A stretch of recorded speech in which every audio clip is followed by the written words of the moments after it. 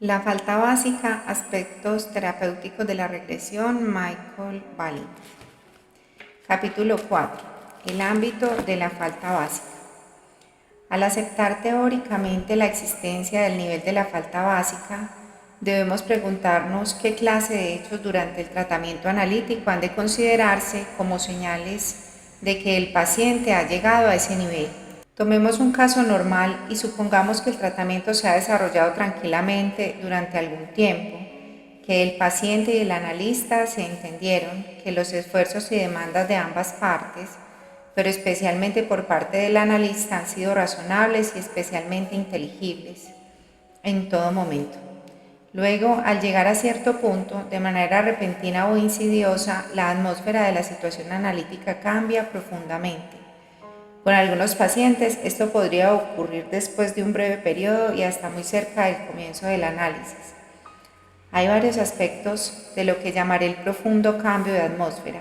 Entre ellos está, ante todo, según vimos en el capítulo anterior, el hecho de que las interpretaciones que da el analista no son ya sentidas como tales por el paciente. En cambio, éste puede sentirlas como un ataque, una exigencia, una baja insinuación, una rudeza no merecida o un insulto, un trato indebido, una injusticia o, por lo menos, como una completa falta de consideración, etc.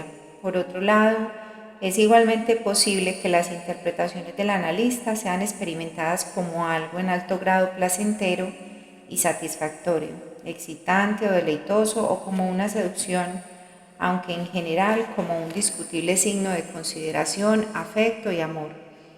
Puede ocurrir también que palabras comunes que hasta entonces habían tenido una significación adulta, convencional, reconocida y que podían usarse sin consecuencias, se hagan ahora inmensamente importantes y poderosas ya en un sentido bueno, ya en un sentido malo. En realidad, en estos momentos, cualquier observación del analista, cualquier gesto o movimiento puede importar enormemente y puede asumir una importancia que va mucho más allá de cuanto podía uno esperar con criterio realista. Además, y esto no es tan fácil de admitir, parece que el paciente fuera capaz de penetrar bajo la piel de su analista. Comienza a saber mucho sobre su analista. Este aumento de conocimiento no proviene de ninguna fuente de información exterior, sino que se debe aparentemente a un misterioso talento que permite al paciente comprender los motivos del analista e interpretar su conducta.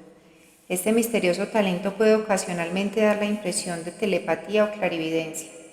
Véase Balint, 1955. El analista experimenta este fenómeno como si el paciente pudiera ver dentro de él, pudiera establecer cosas sobre él. Las cosas así establecidas son siempre en alto grado personales y en cierto modo siempre referidas al paciente y resultan en cierto sentido correctas y verdaderas y al propio tiempo extremadamente fuera de toda proporción y por lo tanto falsas. Por lo menos así la siente el analista. Ahora bien, si el analista no responde como el paciente espera que lo haga, no se da por parte de éste ninguna reacción de cólera, rabia, desprecio o crítica en la transferencia, como cabría de esperar en el nivel edípico. Lo único que puede observarse es un sentimiento de vacío, una sensación de estar perdido, apatía, futilidad, etc., junto con una aceptación aparentemente inanimada de cualquier cosa que se les ofrezca. En realidad, el paciente acepta cualquier cosa sin ofrecer gran resistencia, pero nada tiene sentido para él. Otra reacción ante el hecho de que el analista no responda podría ser la aparición de ansiedades persecutorias, independientemente de la circunstancia de que en dichos estados la ansiedad, en su forma clínica de sentido común, es generalmente muy leve y apenas existe. Lo cierto es que ante cualquier frustración estos pacientes sienten que la frustración les fue infligida intencionalmente. No pueden aceptar que exista otra causa de la frustración de sus deseos que la malicia, la mala intención o por lo menos la criminal negligencia. Las cosas buenas se dan por suerte, pero las frustraciones son prueba irrevocable de sentimientos hostiles y malos del ambiente. Es digno de notar que los pacientes aceptan todo esto sencillamente como un hecho penoso. y es muy sorprendente que movilicen tan escasa cólera y tan poco espíritu de combatir. Más sorprendente aún es el hecho de que rara vez se da un claro sentimiento de desesperanza. Parece que la desesperación y la desesperanza corresponden al nivel edípico y probablemente sean posdepresivas, aunque las sensaciones de vacuidad y apatía, véase Balin en Enid 1963, pueden ser muy intensas. Detrás de ellas habitualmente animada una determinación seria y callada de penetrar las cosas. Esta extraña mezcla de profundos sufrimientos, falta de espíritu combativo y resuelta determinación a penetrar las cosas hace que estos pacientes sean verdaderamente atrayentes, y esto constituye un importante signo diagnóstico de que el trabajo analítico ha llegado al nivel de la falta básica. La reacción del analista también es característica y por entero diferente de la reacción que tienen frente a una resistencia en el nivel edípico. En las partes 3, 4 y 5 de este libro volveré a ocuparme de la cuestión. Aquí baste con decir que todo lo conmueve mucho más íntimamente y el analista encuentra bastante difícil conservar su habitual actitud de simpatía y pasividad objetiva. En verdad se encuentra en constante peligro de verse envuelto en lo emocional subjetivo. Algunos analistas permiten y hasta prefieren que los arrastres a corriente y en consecuencia deben cambiar sus técnicas. Otros se aferran cuidadosa y cautelosamente a sus bien probadas armas y tratan de evitar todo riesgo de verse arrastrados emocionalmente. También están aquellos que, frente a esa amenaza, adoptan tal vez como una formación reactiva contra ella una actitud de desconfianza omnipotente y se tranquilizan diciéndose que su técnica de interpretación es capaz de habérselas con cualquier situación. Otro importante grupo de fenómenos se concentra alrededor de lo que podría llamarse aprecio y gratitud del paciente por el trabajo del analista. En el plano edípico, siempre que el trabajo del analista se ajuste a los criterios profesionales, estos dos sentimientos, aprecio y gratitud, son aliados poderosos y especialmente en periodos de frialdad y apatía pueden ayudar mucho.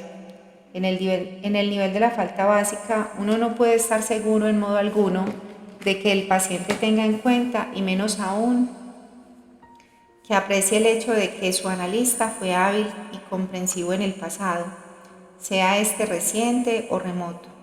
Una razón de este profundo cambio es la de que en dicho nivel los pacientes sienten que tienen que recibir del analista lo que necesitan como algo que les es debido. Es este un rasgo importante al que me referiré seguidamente.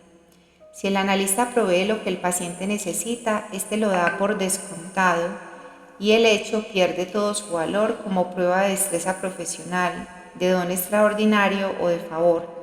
Y con el tiempo el paciente tendrá cada vez más exigencias. En la actual bibliografía analítica este síndrome se llama avidez o hasta voracidad oral. No tengo ninguna objeción a que se lo llame avidez, pero opongo una fuerte objeción a lo que se llame oral, porque este término es equívoco. No es la relación con el instinto componente oral lo pertinente para comprender este síndrome. Lo pertinente es el hecho de que tiene su origen en una relación primitiva de dos personas, la cual puede ser o no oral.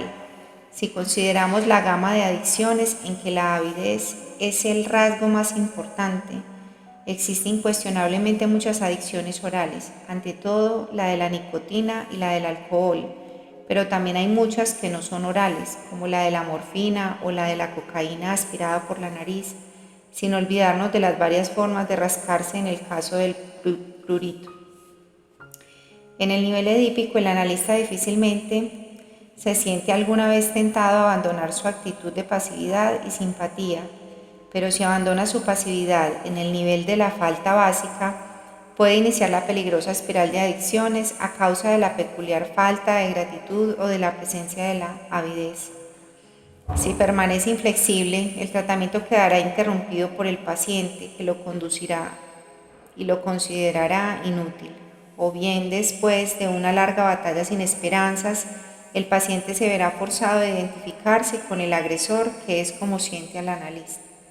Según hube de comprobarlo en uno de mis seminarios, se consigue así que el paciente incorpore un inacabable disco de larga duración. En el capítulo 17 volveré a ocuparme de este importante problema técnico.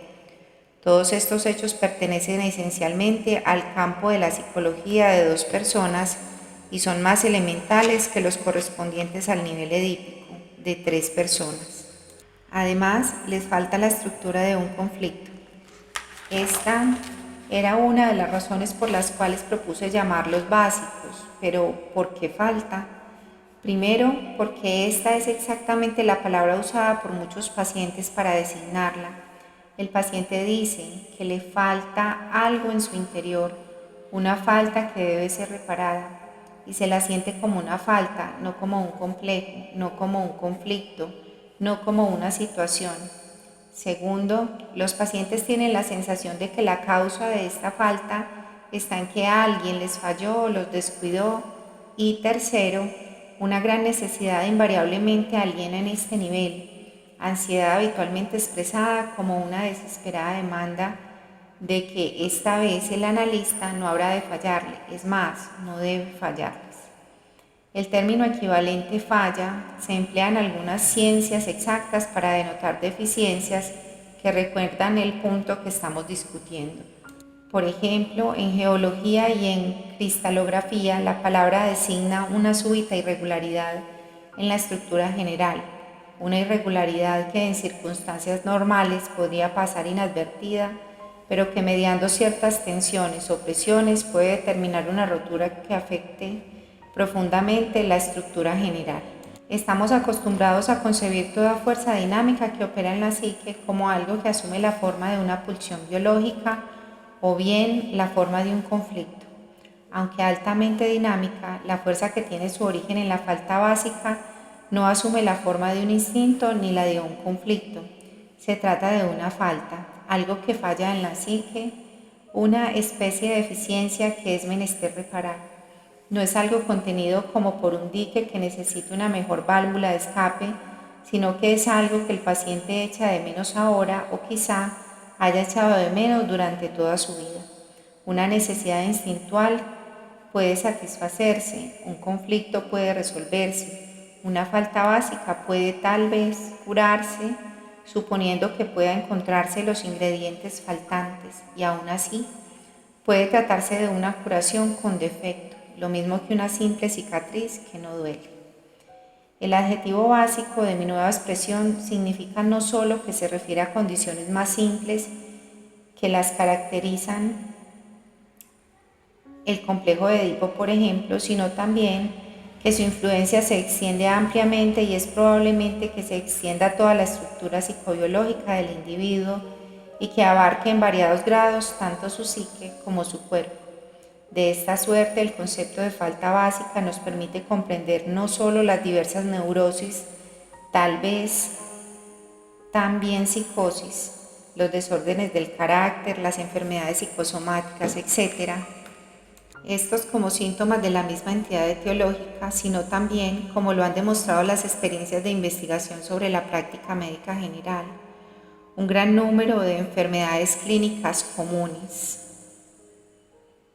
Balin 1957, Valid Enid 1961, Lask 1966, Greco y Pittenger 1966. Con esto quiero significar que a impulsos de la influencia de diversas experiencias emocionales, entre ellas el tratamiento médico, una enfermedad clínica puede desaparecer para dar lugar a un desorden psicológico específico y viceversa. A mi juicio, el origen de la falta básica puede remontarse a una aguda discrepancia en las primeras fases formativas del individuo, entre las necesidades biopsicológicas del individuo y los cuidados psicológicos y materiales que se le brindaron, como la atención y el afecto de que fue objeto en los momentos oportunos. Esta discrepancia crea un estado de deficiencia cuyos efectos posteriores parecen solo parcialmente reparables. La causa de esta discrepancia temprana puede ser congénita, es decir, Las necesidades biopsicológicas del infante pueden haber sido excesivas. Hay infantes no viables y dolencias congénitas progresivas como la ataxia de Friedreich o los riñones quísticos. O puede ser ambiental, como cuidados insuficientes, deficientes, fortuitos, o una actitud demasiado ansiosa o sobreprotectora o áspera, rígida, groseramente incoherente, inoportuna, sobreestimulante o sencillamente incomprensiva o indiferente. Como puede verse en mi exposición, pongo el acento en la falta de ajuste entre el niño y las personas que representan su ambiente. Dicho sea de paso, comenzamos nuestro estudio con una análoga falta de ajuste entre la técnica del analista, correcta en otras ocasiones, y las necesidades específicas de un determinado paciente. Es muy probable que esta sea una importante causa de dificultades y hasta de los fracasos en que incurren los analistas en su práctica. En la parte 5 discutiremos con más detalles este punto. Pero volvamos a nuestro tema principal. Deseo que el lector cobre conciencia de mi tendencia personal, en virtud de la cual mi descripción de los procesos que eventualmente pueden resultar en alguna falta básica serán interpretados desde el punto de vista de una relación objetal. A mi juicio, todos estos procesos se dan en una relación objetal muy primitiva y peculiar, que es fundamentalmente distinta de las relaciones comúnmente observadas entre los adultos. Trátase definidamente de una relación de dos personas en la que, sin embargo, solo una de las partes cuenta sus necesidades y deseos, son los únicos que importan y los únicos que deben ser atendidos. La otra parte, aunque sentida como algo inmensamente poderoso, cuenta solo en la medida en que gratifica las necesidades y deseos de la primera parte o decide frustrarlos. Aparte de esto, sus intereses, necesidades, deseos personales sencillamente no existen. En el capítulo 12 habré de tratar más circunstanciadamente esta relación de dos personas y mostraré cómo se distingue de lo que le he llamado amor objetal primario o relación objetal primaria. Capítulo 5. El ámbito de la creación.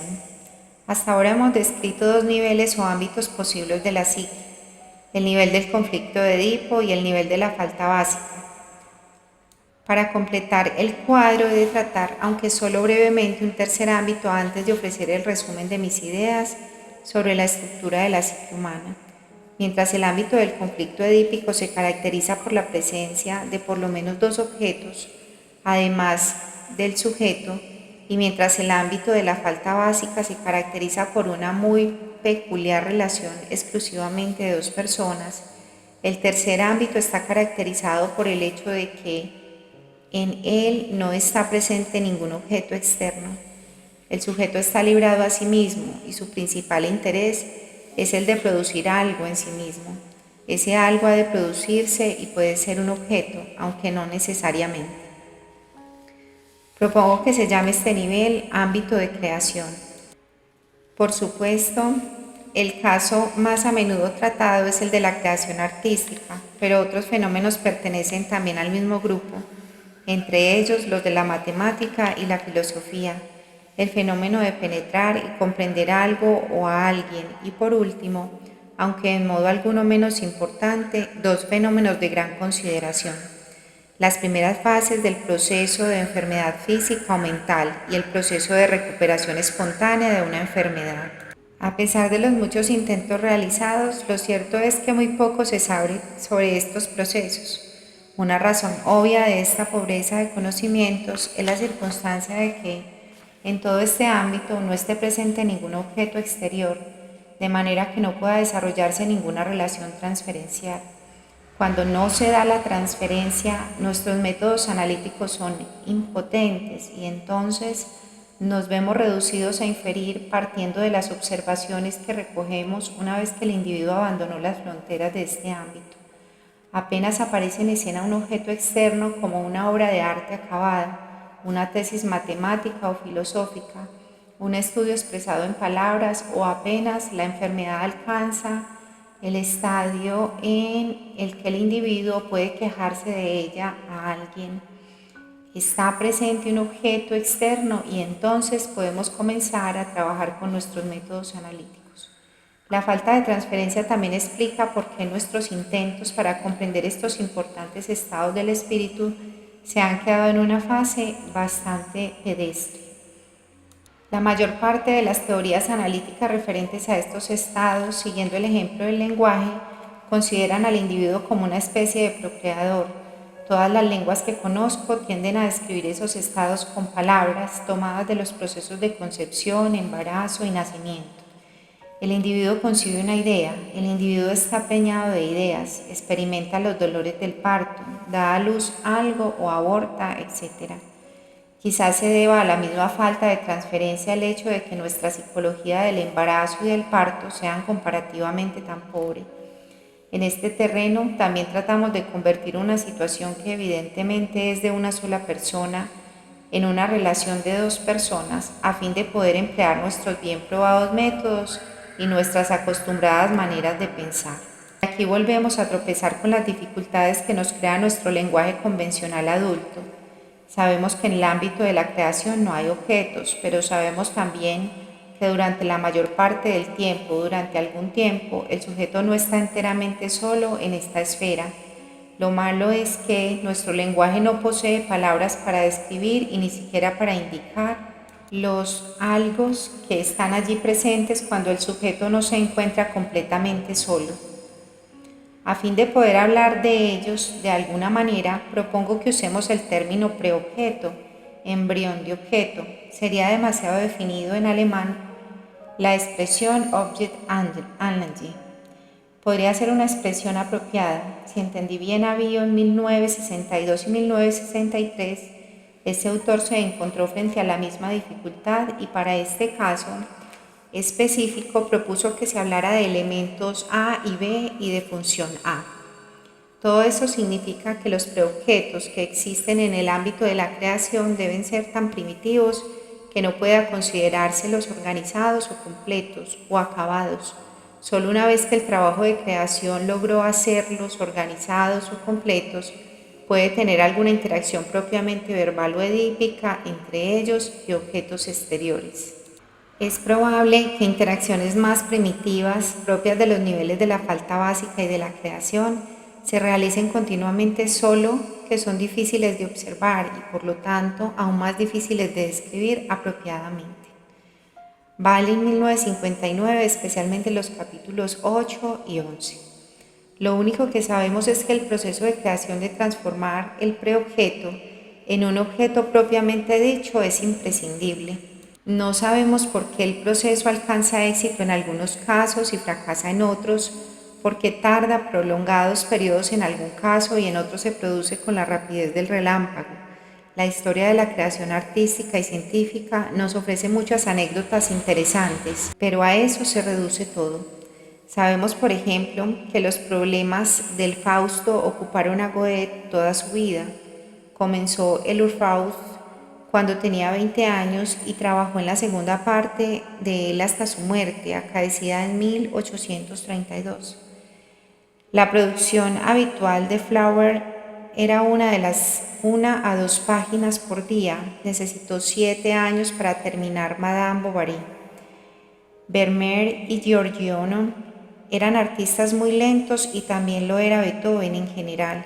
Leonardo trabajó 15 años en la Gioconda, para mencionar unos pocos. Por otro lado, Mozart era un compositor veloz. El ejemplo más famoso es el de la obertura de su Don Giovanni. Y también lo eran Haydn y Bach. Balzac era un escritor muy rápido, como lo es Simenon, y en una época su producción habitual era de una novela por quincena.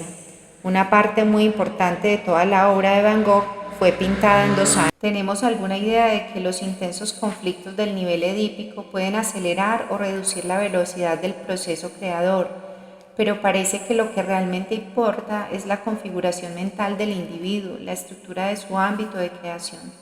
Todo esto es muy poco, especialmente si lo comparamos con nuestro conocimiento de los procesos y mecanismos inconscientes que operan bajo la presión de conflictos.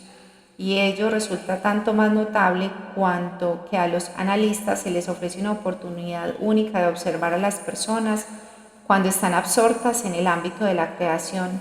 Pienso en el paciente silencioso, un problema desconcertante para nuestra técnica. La actitud analítica corriente es la de considerar el silencio tan solo como un síntoma de resistencia a algún material inconsciente derivado del pasado del paciente o de la situación de transferencia de este momento. Cabe agregar aquí que esa interpretación es casi siempre correcta. El paciente está huyendo de algo, generalmente de un conflicto, pero también es cierto que el paciente se encamina hacia algo, es decir, hacia un estado en el que se siente relativamente a salvo y en el que puede hacer algo con el problema que lo fastidia o lo atormenta. Ese algo que el paciente habrá eventualmente de producir para presentárnoslo, luego es una clase de creación, no necesariamente honesta o sincera o profunda o artística, pero no por eso deja de ser un producto de su creatividad. Verdad es que no podemos estar con él durante el verdadero trabajo de creación, pero podemos estar con el paciente en el momento inmediatamente anterior y en el momento inmediatamente posterior, y además podemos observarlo desde afuera durante su trabajo de creación. Tal vez si pudiéramos modificar nuestro enfoque y dejar de considerar el silencio como un síntoma de resistencia para estudiarlo como una posible fuente de información, podríamos aprender algo más sobre este ámbito de la psique. Continuamos en el siguiente capítulo 6, resumen en nuestro siguiente audio.